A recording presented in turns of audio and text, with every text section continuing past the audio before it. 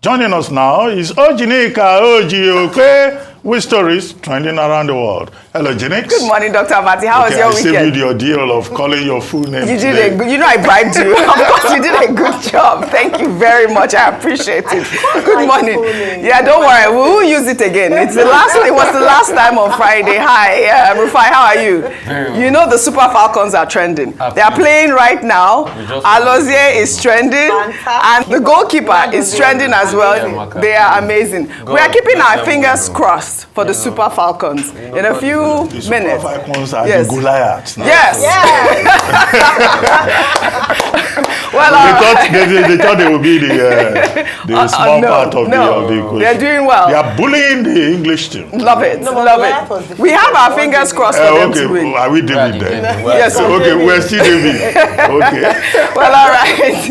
Okay, well, good morning to you viewers. Here are some of the stories that are trending across the globe. In the Republic of Niger, thousands of supporters of the military junta on Sunday gathered at a stadium to show support for the military regime.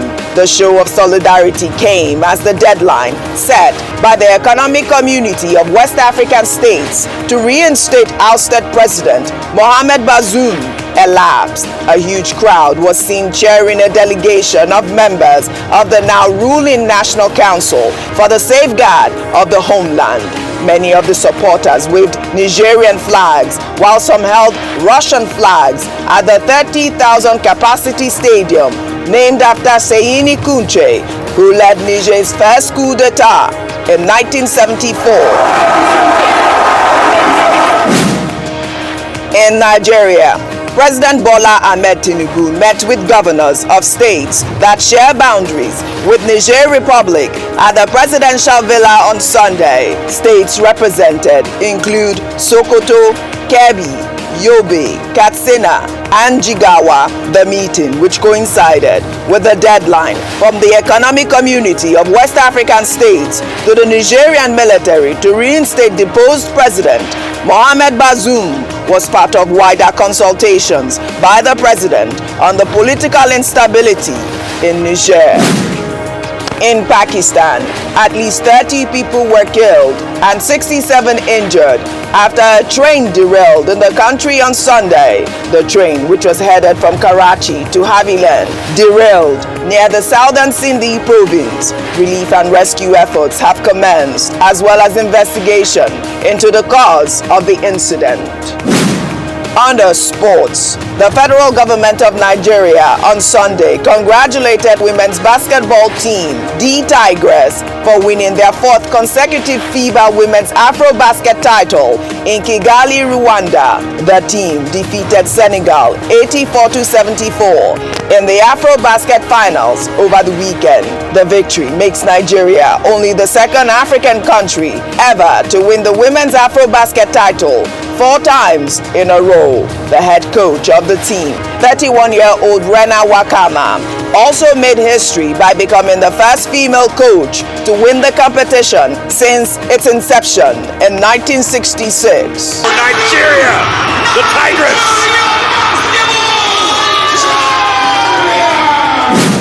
Finally, under entertainment, comedy fantasy movie Barbie passed the $1 billion mark in global ticket sales, breaking the record for female directors that was previously held by Patty Jenkins, the director of Wonder Woman.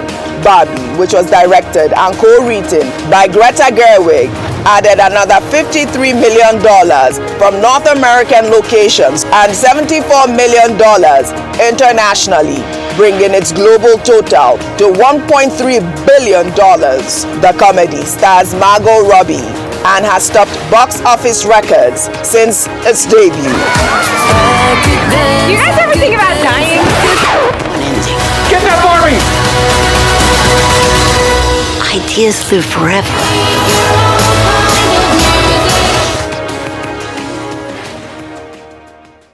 Now let's begin what's trending. In the wake of uncertainty in the West African region following recent coup d'etat and the ousting of President Bazom in Niger, the conversation on securing the region and measures to ensure a peaceful return to democracy continues to generate a debate among a cross-section of Nigerians. The Senate over the weekend advised President Bola Ahmed Tinubu to consider diplomatic options rather than military intervention in the Republic of Niger. However, many Nigerians have shared concern on the possibility of war and its adverse impact on the country. While some users on social media reject the idea of sending the Nigerian military to war, others have suggested engaging mercenaries. Well, this is just as former militant leader Asari Dokubo, in a recent podcast that went viral over the weekend, revealed that he owns a private military company that was engaged by the government of the Nigerian state. I have a private military company that was engaged by the government of Nigerian State. And I've been doing the work for the Nigerian State. Private military companies exist all over the world. We have Blackwaters, we have Wagner, we have so many private military companies. They are not even new to Nigeria. The only thing new is that maybe a Nigerian is now providing the same services that South African and Belarusians and other people provided to fight Boko Haram. And we fought. We are fighting side by side with the Nigerian military in many places. Well, all right, Dr. Abati, a lot of questions here. Like I said in my introduction, people are genuinely worried about the situation in Niger. And you saw that President Bola Ahmed Tinubu met with, governors in the boundaries or surrounding the boundaries of the country at this moment.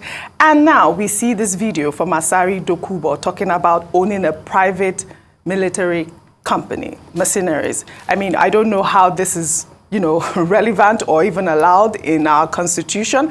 I know that it is against the Geneva Convention to even go to war with mercenaries. What are your thoughts on this? Okay, I guess the matter is as follows. The concern about Niger is understandable.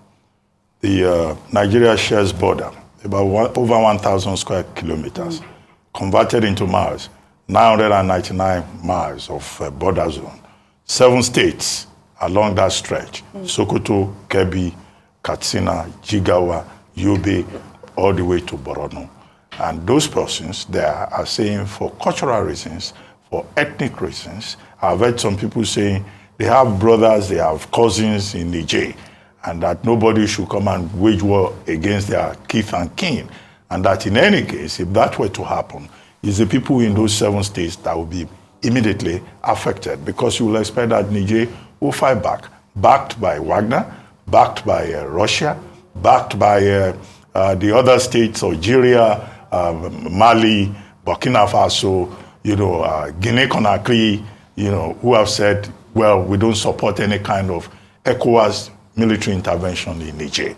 So clearly, there's an issue there. However, it's not only those northern states that will be affected, as we established. And as I've seen Mr. Tedwa Peterside also establishing, that look, all of us will pay for it. If you close if the fly zone is shut down, then of course people will have to travel longer to get to Europe or to return to Nigeria from Europe or even within Africa. So all of us will bear the brunt. So the ethnic argument is something that is a bit delicate. What we can hold on to is that Nigerians are saying we don't want war. We have enough problem in Nigeria. Yes. Our president may be the leader of Ecowas, but why don't we find other means of helping the people of Niger instead of starting a war, the end of which nobody can predict? So that is that about that. And that's why the Senate threw out the suggestion that they would need an approval, that the president needs approval to implement Ecowas resolutions under, Section 5, Sub 4, of the 1999 Constitution. Now, the point about a private military company, also called private military contractors, also called private security guards and all of that, or private military contractors or private military firms. It's a major issue in international law. Yes.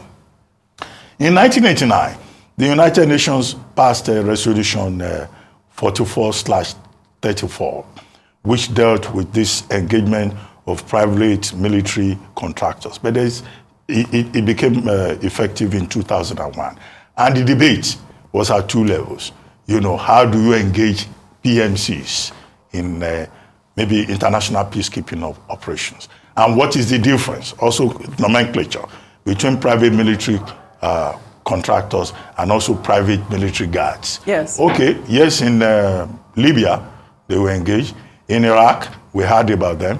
Okay, the example of Wagner has also been cited. Indeed, in 2014, Nigeria engaged some private military contractors, also known as mercenaries. But Nigeria was very careful. Nigeria used the word for training and logistics. They were supposed to train, I think, the 72 military squad. Yes. Strike force. Strike force, yes, 72 Strike force. at that time. But then when President Buhari took over, he probably being a soldier, and knowing how controversial the engagement of private military contractors is internationally, Yes. decided to move from it, and he didn't continue with that operation. In 2014, the issue was Chibok girls. Yes. So that's the background. But for Asari Dokubo to say that he runs a private military company, no, that would be an illegal company. Yes. It would be an illegal operation. If you look at the Nigerian constitution, only the police is given powers for internal security. If the police is overwhelmed, then you can bring in the military for limited intervention. Yes. Although some of us have complained about the danger in using military for security, internal security work.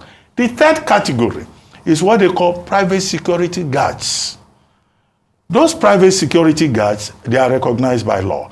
They are, under the Ministry of Interior, and the Establishment Act of the National Security and Defense Corps allows the Civil Defense Corps to license those private security guards who can be deployed either for public or private purposes. So if he's saying he has a private military company, no, that is wrong. Yeah. Because Nigeria does not recognize that.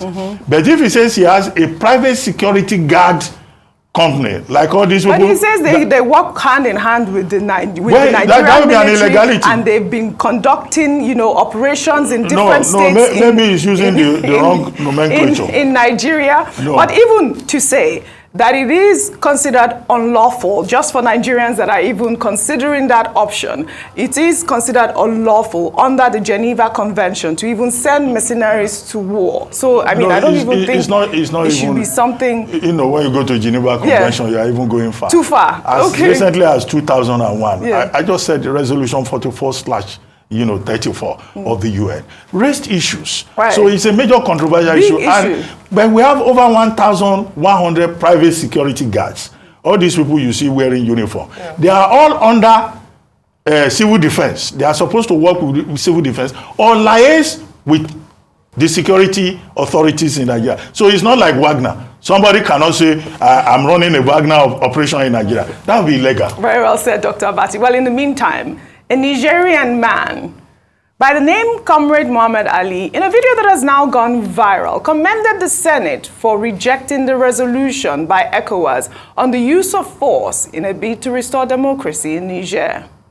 I want to see this very means to congratulate members of the Senate for denouncing the instruction needed by His Excellency, Mr. President and Commander-in-Chief of the Nigerian Armed Forces, seeking for Nigerian Armed Forces to invade Niger Republic. Nigeria and Niger, we are together. You, Mr. President, Alhaji Bola Ahmed Tinubu, able to say you share borders with Niger, the Yorubas, western part of Nigeria, Lagos, Ondo, Ekiti, Oyo, Osun. If they share the borders with the Niger Republic, can you suggest for Nigeria to go into war with the Republic of Niger? So don't play with our intelligence. We have voted for you tremendously, and we supported APC 100%. But now you wanted to reward us with bad. What concerns Nigeria with coup d'etat? How many coup d'etat took place in West Africa? It took place at Guinea-Conakry. It took place at Republic of Mali with capital at Bamako. It took place at Burkina Faso with capital at Ouagadougou. Why? Then the Ecowas has not intended to embed Mali, Guinea, and Burkina Faso. Now you wanted to incite war between Nigeria and the Niger Republic. The Niger Republic voted for APC. I mean, by the way, Ayo, he has the Nigerian, the American flag emblazoned in that outfit he's wearing, and also Gucci. I mean, he's also. It was hard to miss. I mean, but that's not the point. So, very interesting comments he's made, and a few things to pick up. But of course, one of the things that stood out for me the most was that he said that we voted for you, we supported the APC. Yeah. It seems like the borderline between Niger and Nigeria there's a bit of it's been blurred, and now they feel like, as someone has described Niger as part of northern Nigeria, or one of the states, the 37th state in Nigeria. And so that's something that we should be quite mindful of. Yes, in terms of the relationship that Nigeria, particularly northern Nigeria, shares with Niger. However, and him talking about the fact that we've enjoyed cordial relationships, so why should you be coming to war? Why should you invade Niger? I think that conversation and decision lies with Nigeria and Nigerians. We might share a very similar name. We might share similar Nigerian, but that's where it ends. We are diplomatic brothers or we have a diplomatic relationship, but it shouldn't be, he's not Nigerian. I think let's spell that out. Now, in terms of putting an ethnic slant to it is also a big challenge. And earlier today, we talked about that. And we said that if Nigeria does decide to go to war or apply military force in Niger, it would affect all of Nigeria. Yes. It's not just the northern. Yes, initially, the first states that would be affected would be the 7 northern states that border with Niger in Nigeria. But beyond that, when there's a humanitarian crisis, there's a ripple effect in other parts of the country. So I think it's important to not bring in an ethnic slant to this and to begin to talk about, if we're the Southwest. I think that's very wrong for us at this point in time. We should focus on the issues. If the president makes a decision beyond these issues, that the cost of going to war, the effect of humanitarian crisis in the north and other parts of Nigeria, and those issues should be what should be on the table, not the fact that, it's Southwest and North versus North. All right. There must be peace in West Africa. Well, let's take another story. Bazom Tijjani, a ministerial nominee from Ogun State, who was screened over the weekend, made headlines after senators grilled him over a post he made on Twitter in 2019, describing Nigeria as a bloody expensive tag. Tijjani came under criticism from members of the All Progressives Congress since the announcement of his nomination, with many asking President Bola Ahmed Tinubu to withdraw his selection. At the commencement of his screening, Senator representing Oyo North, Abdul Fattah Buhari, in reference to the 2019 tweet, asked Tijjani if he is still a patriotic Nigerian. On the 29th of July 2019, you tweeted against the passport and citizens of Nigeria. Do you still believe in that, your tweet today? Let me quote it exactly from the way you put it. Nigeria is a bloody expensive tag to have against your name. Leave patriotism for a minute. That tag is bloody waste of time and energy, but a country.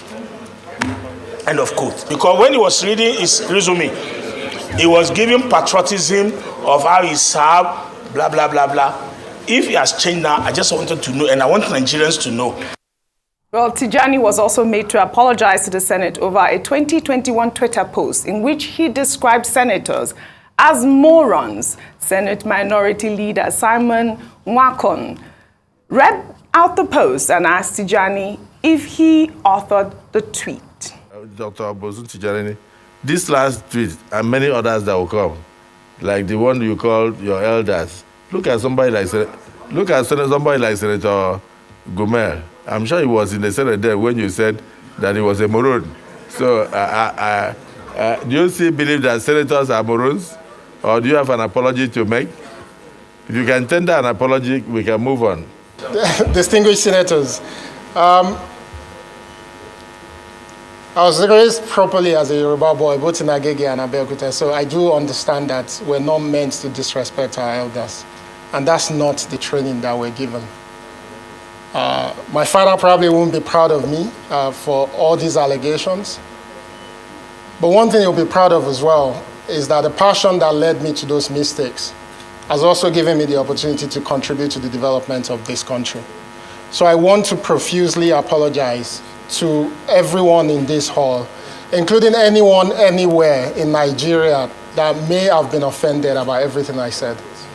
I ask that you please, in the process of accepting my apology, that you look at the undertone of everything I've said.